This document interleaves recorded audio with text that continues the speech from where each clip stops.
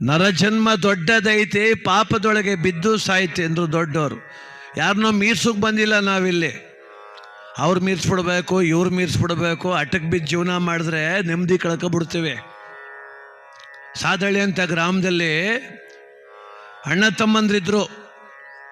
ಅಣ್ಣ ಬೆಂಗಳೂರಲ್ಲಿ ಕೆಲಸದಲ್ಲಿದ್ದ, ತಮ್ಮ ಊರಲ್ಲಿದ್ದ. ಒಂದು 10 ಎಕರೆ ಜಮೀನಿತ್ತು, ಗದ್ದೆ.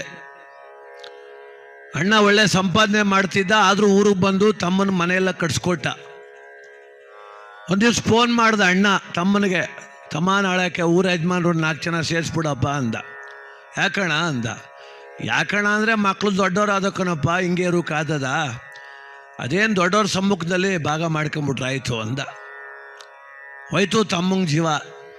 ಬಾಗುಗೆ ಬರ್ತಾವನೆಲ್ಲಪ್ಪ ಇವನು, ಏನೇನು ಇಸ್ಕೊಂಡನೋ, ಮನೆ ತಾನೇ ಬೋರ್ ಹಾಕ್ಸಿವಿ, ಅದು ನನಗೆ ಬೇಕು ಅಂದನೋ ಏನೋ, ತಲೆ ಕೆಡ್ಸ್ಕೊಂಬಿಟ್ಟ. ಊರ ಯಜಮಾನ್ರಿರ್ತಾವೆಲ್ಲ, ಹೋಗು ನನಗೆ ಗಂಟೆ ಕೂತವನೆ, ಹುಷಾರು ಅಣ್ಣ, ಹೆದರ್ಕೋಬೇಡಿ ನಮ್ಮ ಅಣ್ಣಂಗೆ, ಅವನೇನು ಪ್ಲ್ಯಾನ್ ಮಾಡ್ಕೊಬತ್ತಾಯ್ತಾನೋ ಗೊತ್ತಿಲ್ಲ, ನಮ್ಮ ಅತ್ತಿಗೆ ಮೊದಲೇ ಸರಿ ಇಲ್ಲ, ಇವಸಿ ಗಟ್ಟಿಯಾಗಿ ಮಾತಾಡಿ ಕಷ್ಟಪಟ್ಟು ಉಳಿಸ್ರು, ನಾನು ತೋಟ ನೋಡ್ಕೊಳ್ಳೋಣ. ಊರ ಯಜಮಾನ್ರು ನಡ್ಲ, ಅವ್ನು ಬರಲಿ, ಅದು ಏನು ಹೇಳೋದು ನೋಡಮ್ಮ ಅಂದರು. ರಾತ್ರಿ ಒಂದು 5-6 ಜನ ಫ್ರೆಂಡ್ಗಳಿಗೆಲ್ಲ ಎಣ್ಣೆ ಹೊಡ್ಸವನೆ, ಕುಸ್ತಿ ಗಿಸ್ತಿ ಆದರೂ ಇರ್ಬೇಕು ನನ್ನ ಜೊತೆಲಿ ಅಂತ. ಹೊಡೆದಾಡಕ್ಕೆ ಬೇಕಲ್ಲಪ್ಪ, ಬಾಮೈಕ್ಳು ಬೇರೆ ಕರ್ಸವನೆ ಫೋನ್ ಮಾಡಿ.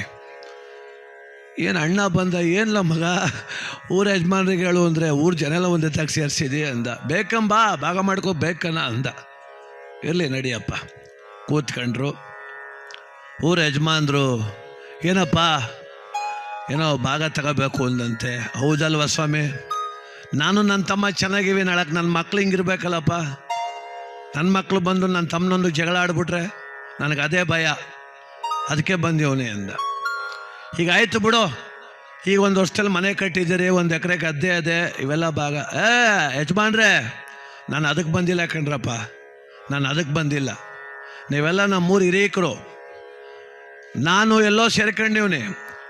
ಊರಲ್ಲಿ ಇದ್ಕೊಂಡು ನಮ್ಮ ಅಪ್ಪ ಅವ್ನು ನೋಡ್ಕೊಂಡು ನನ್ನ ತಮ್ಮ ತಿಥಿಗೆ ಬಂದೆ ಅಷ್ಟೇ. ನಾನು ನನ್ನ ತಮ್ಮ ಚೆನ್ನಾಗಿರ್ಬೇಕು, ಭಾಗ ಏನೂ ಇಲ್ಲ ಇಲ್ಲಿ. ಒಂದು ವರ್ಷದಲ್ಲಿ ಕಟ್ಟರು ಮನೆ, ನಂಗೆ ಬೇಡ, ಅವನೇ ಮಡಿಕಲಿ. ಪಕ್ಕದಲ್ಲಿ 2 ಕುಂಟೆ ಸೈಟ್ ಅದೇ, ಅದೊಂಚೂರು ನನಗಿರಲಿ ಅಷ್ಟೇ. 10 ಎಕರೆ ಗದ್ದೆ ಅದು ನಂದು, ನನ್ನ ಹಳ್ಳಿ, ನನ್ನ ಗ್ರಾಮ. ನಾನು ನನ್ನ ಹೆಂಡತಿ ಸತ್ರೆ ಮಣ್ಣು ಮಾಡೋಕ್ಕೆ ಜಾಗ ಇರಲಿ, ಒಂದೇ 1 ಎಕರೆ ನನಗೆ, 9 ಎಕರೆ ನನ್ನ ತಮ್ಮನಿಗೆ ಅಂದ. ತಮ್ಮ ಅಳುಗೆ ಶುರು ಆಗ್ಬಿಟ್ಟ. ನಾ ತಪ್ಪು ತಿಳ್ಕೊಬಿಟ್ಟಿದ್ನಲ್ಲಪ್ಪ. ಎಲ್ಕ ಬೆಳಗಾನ 2,000 ರೂಪಾಯಿಗೆ ಎಣ್ಣೆ ಹೊಡ್ಸ್ಕೊಂಡು ಕುಣಿಸ್ಕೊಂಡು ಕೂತೀವಿ ನಾನು ಬೇರೆ. ಅಣ್ಣ ದೊಡ್ಡತನ ಮೆರೆದ್ಬಿಟ್ಟ. ಊರವ್ರು ಅಂದರು, ನೋಡ್ಲ ಏನಪ್ಪ ನೀ ಮಾತಾಡ್ತಿದ್ದೆ, ಅವನು ದೇವ್ರಂತೆ ಮನುಷ್ಯ ಅಂತ ಅವ್ರಂದರು. ಆಗ ಅಣ್ಣ ಹೊರಟ, ತಮ್ಮ ಕಾಲಿಗೆ ಬೆದ್ಬಿಟ್ಟ. ಅಣ್ಣ ಅಂದ. ಯಾಕಲ ಮಗ ಅಂದ. ಏನೂ ಇಲ್ಲ ಕನ್ನಡ, ನೀನೇ ತಾನೇ ತಂದೆ ತಾಯಿ ಸಮಾನ. ಅವನು ಹೋದ. 1 ವರ್ಷ ಕಳೆದಿತ್ತಂತೆ. 1 ವರ್ಷ ಊರಲ್ಲೊಂದು ದೊಡ್ಡ ಹಬ್ಬ ಮಾಡಬೇಕು ಅಂತ. ಊರಲ್ಲೊಂದು ದೊಡ್ಡ ಹಬ್ಬ. ಆ ಹಬ್ಬ 40 ವರ್ಷದಲ್ಲಿ ನಿಂತೋಗಿತ್ತು. ಯಾರೋ ಫೋನ್ ಮಾಡಿದ್ರಂತೆ, ಅಣ್ಣವ್ರೆ ಹಬ್ಬಕ್ಕೆ ಬರ್ಬೇಕು ನೀವು, ಆಮೇಲೆ ನೀವು ನಿಮ್ಮ ತಮ್ಮ ಭಾಗ ಆಗಿದ್ದೀರಿ, ಒಂದು ಮನೆಗೆ 5-5 ಸಾವಿರ ಹಾಕಿವಿ, ನೀವು ಕೊಡಬೇಕು ಅಂತ. ನಾನು ಬೇರೆ ಕೊಡ್ಬೇಕ್ರಪ್ಪ. ಹೌದು, ಭಾಗ ಆದಮೇಲೆ ಕೊಡಲೇಬೇಕು, ನೀವು ಬೇರೆ ಆರತಿ ಕೊಡಬೇಕು ಅಂದರು. ಆಗ ಒಂಚೂರು ಯೋಚನೆ ಬತ್ತು ಅವನಿಗೆ. ಎಡ್ತಿಗಂದ, ನಾವು ಆರತಿ ಮಾಡಿಸ್ಬೇಕಲ್ಲ ಈಗ. ಅವಳೊಂದ್ಲು, ಹೌದಲ್ವಾ, ಈಗ ತಮ್ಮನಿಗೆ ಮನೆ ಕೊಟ್ಬಿಟ್ಟ ಮೇಲೆ ಆ ಮನೆ ಒಳಕ್ಕೆ ಹೋಗಿ ನಾವು ಆರತಿ ಮಾಡಿಸಿದ್ರೆ ಹಬ್ಬ ಅಲ್ಲ ಅದು. ಇನ್ನೂ ಹಬ್ಬ ಮಾಡೋಕ್ಕೆ 3 ತಿಂಗಳು ಟೈಮ್ ಅದೇ. ಸುಮಾರಾಗಿ ಒಂದು ಮನೆ ಕಟ್ಟುವ ಬಿಡು ಅಂದ್ಲು. ಸುಮಾರಾಗಿ ಏನು ಚೆನ್ನಾಗೆ ಕಟ್ಟುವ ಬಿಡು ಅಂದ ಅವನು. ಊರಿಗೆ ಫೋನ್ ಮಾಡ್ದ ತಮ್ಮನಿಗೆ, ನಾಳೆ ಒಂಚೂರು JCP ಅವ್ರಿಗೆ ಹೇಳ್ಬಿಡಪ್ಪ, ಜಾಗ ಕ್ಲೀನ್ ಮಾಡಿಸು ಬರ್ತೀನಿ ಅಂದ. ಮಾಣೆಗೆ ಅಣ್ಣ ಬಂದ. ತಮ್ಮ ನಿಂತ್ಕೊಂಡು ಪಕ್ಕದಲ್ಲಿ ಸೈಟ್ ಇತ್ತಲ್ಲ, ಆ ಮುಳ್ಬೇಲಿ ಎಲ್ಲ ಕಿಳಿಸ್ತಿದ್ರು. ತಮ್ಮ ಹೆಂಡ್ತಿ ಕಿಟಕಿಲಿ ನೋಡಿದ್ಲು. ಏನೋ ನಿಮ್ಮ ಅಣ್ಣ ಏನೋ ಮಾಡ್ತಾವನೆ ಅಂದ್ಲು ಅವಳು. ಮನೆ ಕಟ್ಸೋಣಂತೆ ಅಂದ ಅವನು.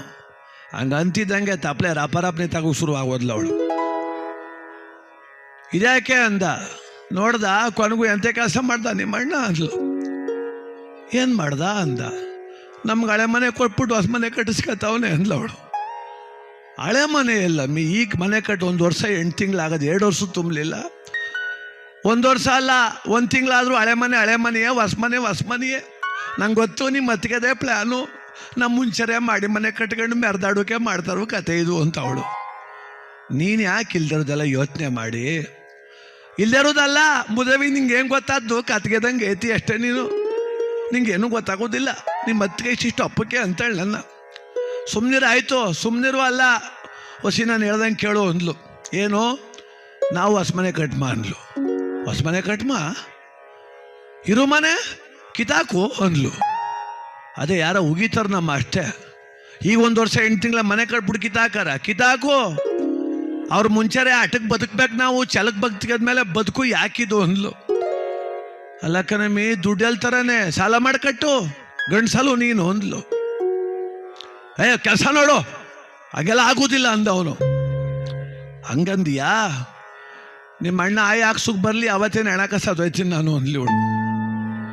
ಹಣೆ ಬರವೆ ಅವನು ಯೋಚನೆ ಮಾಡ್ದ. ಹಣೆ ಬರವೆ ಯೋಚನೆ ಮಾಡ್ದ. ಇನ್ನು ಎಡ್ತಿ ಸತ್ತೋಗ್ಬಿಟ್ರೆ ನನ್ಗತಿ ಏನಪ್ಪ? ಪ್ರಪಂಚ ಹೆಂಗಾಗದು ಈಗ ಅಂದರೆ, ಯಾರು 30 ವರ್ಷ ಒಳಗೆ ಹೆಣ್ಮಗಳಿದ್ದು ಗಂಡು ಸತ್ತೋಗ್ಬಿಟ್ರೆ ಸಂದೆ ಹೊತ್ತು ಮದುವೆ ಆಯ್ತೀವಿ ಅಂತ ಯಾರ ಬರ್ತಾರೆ. 2 ಸತ್ತೋದ್ಲು ಅಂದರೆ ಮುಗೀತಲ್ಲ ಅವನ ಕತೆ. ಮದುವೆ ಆಯ್ತೀವಿ ಅಂತ 5 ಗಂಟೆ ಬಂದ್ಬಿಡ್ತಾವೆ ಸಂದೆ ಹೊತ್ತಿಗೆ. ಯಾರ ಗಂಡು ಸತ್ತೋಗ್ಬಿಟ್ರಿ ಈಗ, ಅಂಥ ಕಾಲ ಬಂದಿರೋದು ಈಗ. 2 ಸತ್ತೋದ್ರೂ ಮುಗೀತು ನಮ್ಮ ಜೀವನ. ಅವನು ತಿರುಮಂತ ತಗೊಂಡ ಕಟ್ಸ್ಬಿಡ್ತಕ್ಕ ಮನೆ. JCB ತಂದು ಮನೆ ಕಳಿಸ್ತಾವನೆ. ಊರವ್ರು ಯಾಕಪ್ಪ? ಅಯ್ಯೋ ನಿನಗೇನೋ ಬಂತು, ಈ ಕಟ್ಟದ ಮನೆ ಅಲ್ವಾ, ವಾಸ್ತು ಸರಿ ಇಲ್ಲ ಕಣಣ ಅಂತಾನೆ. ಅವನ ಕಷ್ಟ ಯಾರಿಗೂ ಗೊತ್ತು. ಆಯಿತು, ಕಳಿಸ್ತಾ ಕಟ್ಸೋಕ್ಕೆ ಶುರು ಮಾಡ್ದ. ಈ ಅಮ್ಮನ ದಟ, ನೀನೇನಾರ ಮಾಡ್ಕೊ, ನಿಮ್ಮ ಅಣ್ಣನ ಮನೆಗಿಂತ ದೊಡ್ಡ ಮನೆ ಇರ್ಬೇಕು ನಮ್ಮದು. ನಿಮ್ಮ ಅಣ್ಣನ ಮನೆಗಿಂತ 1 ಅಂತಸ್ತಿ ಜಾಸ್ತಿ ಕಟ್ಸು ನೀನು. ಅವರು ಬಾಗಿಲಿಗೆ ಬೇವಿನ ಮರ ಹಾಕ್ಸಾರಂತೆ, ನೀನು ಅರ್ಕ್ಲೆಸ್ ಮರ ಹಾಕ್ಸು, ಟೀಕುಡ್. ಅವ್ರು 300 ರೂಪಾಯಿ ಟೈಲ್ಸ್ ಹಾಕ್ರಿ, ನೀನು 500 ರೂಪಾಯಿಂದ ಹಾಕ್ಸು. ಎಂಥ ಆಟಕ್ಕೆ ಬಿದ್ಲು ಅಂದರೆ ಪಾಪ. ಇದಕ್ಕೆ ಅದೆಲ್ಲ ಸೇಲ್ ಅಗ್ರಿಮೆಂಟ್ ಮಾಡಿ, ಬ್ಯಾಂಕಲ್ಲಿ ಸಾಲ ಮಾಡಿ, ಅದು ಸಾಲದು ಊರು ಮೈಕ್ರೋ ಫೈನಾನ್ಸ್ ಎಲ್ಲ ದುಡ್ಡು ಎತ್ಕೊಬಂದು ಎಡ್ತಿ ಆಟಕ್ಕೆ ಅಣ್ಣನ ಮೀರಿಸಿ 1 ಅಂತಸ್ತಿ ಮಾಡಿ ಮನೆ ಏನೋ ಕಡ್ತಾ. ಗೃಹ ಪ್ರವೇಶ ಆಗಿ 2 ವರ್ಷ ಆಗದೆ ಒಂದಿನ ಮನೆ ಒಳಗೆ ಮನಗಿಲ್ಲ ಅವನು. ತೊಡ್ತಾ ಹೋಗಿ ಮನೆ ಕತ್ತಾನೆ, ಹುಡುಕ ಬತ್ತವ್ರು ಸಾಲದವರೆಲ್ಲ ಮನೆ ತಕ್ಕೆ. ಯಾರ್ದು ಆಟಕ್ಕೆ ಬಿದ್ದು ಜೀವನ ಮಾಡೋಕೆ ಹೋದರೆ ನಮ್ಮ ಬದುಕನ್ನು ನರಕ ಮಾಡ್ಕೊಳ್ತೀವಿ. ಇವತ್ತು ಆ ಮನೇಲಿ ನೆಮ್ಮದಿ ಇಲ್ಲ, ಮಕ್ಕಳು ಒಳ್ಳೆ ವಿದ್ಯಾಭ್ಯಾಸ ಇಲ್ಲ, ಹುಟ್ಕೊಳ್ಳೋಕೆ ಒಳ್ಳೆ ಬಟ್ಟೆ ಇಲ್ಲ, ಅಥವಾ ಅಣ್ಣ ನನ್ನ ತಮ್ಮನ ಮೀರ್ಸೋಕೆ ಅಂತ ಬಂದಿರಲಿಲ್ಲ. ಒಂದು ಸಣ್ಣ ಯೋಚನೆ. ಇವತ್ತು ಎಷ್ಟೋ ಜನ ಹೆಣ್ಮಕ್ಳಿಗೆ ಅದೇ ಮಾತು ಹೇಳೋದು, ನೀವು ಯಾಕೆ ಸುಮ್ಮನೆ ಇನ್ನೊಬ್ಬರ ಮೇಲೆ ಆಟಕ್ಕೆ ಬೀಳ್ತೀರಿ ಅಂತ. ಅದೇನು ಇನ್ನೊಬ್ರು ಮೀರ್ಸೋಕೆ ಬದುಕಿವೆ ನಾವು? ಜನ ಆಡ್ಕೋತಾರೆ ಅಂತ ಸಾಲ ಮಾಡಿ ಮದುವೆ ಮಾಡೋದಂತೆ, ಜನ ಆಡ್ಕೋತಾರೆ ಅಂತ ಒಡವೆ ಮಾಡಿಸ್ಕೋದು. ಇದೆಂಥ ಹುಚ್ಚುತನ ಬಂತಿದ್ದು. ನಮ್ಮ ಚಾಮರಾಜನಗರ ಜಿಲ್ಲೆಯಲ್ಲಿ ಜನ ಊರು ಬಿಟ್ಬಿಟ್ಟಿದ್ದಾರಂತೆ ಮೈಕ್ರೋ ಫೈನಾನ್ಸ್ ಅವ್ರಿಗೆ ಎದ್ರಕಂಡು ಬೀಗ ಹಾಕಿ ಹೊಂಟೋಗವ್ರೆ. ಕಾಪಿ ತೋಟದಲ್ಲಿ ಸಕಲೇಶ್ಪುರದ ಕಡೆ ಕುಶಾಲನಗರದಲ್ಲಿ ರಾತ್ರಿ 10 ಗಂಟೆ ಆದರೂ ಹೆಣ್ಮಕ್ಳು ಕೂಲಿ ಕೆಲಸ ಮುಗಿಸಿ ತೋಟದೊಳಗೆ ಕೂತಿದ್ದು ಬರ್ತಾವ್ರೆ ಅಂತ. ಯಾಕೆ? ಸಾಲ, ಅಗತ್ಯ ಮೀರಿ ಮಾಡಿದ ಸಾಲ. ನಮ್ಮ ಜೀವನವನ್ನು ದುಸ್ತರಗೊಳಿಸಬಾರ್ದು. ಎಚ್ಚರವಾಗಿರೋಣ, ಸಂತೋಷವಾಗಿ ಬದುಕೋಣ.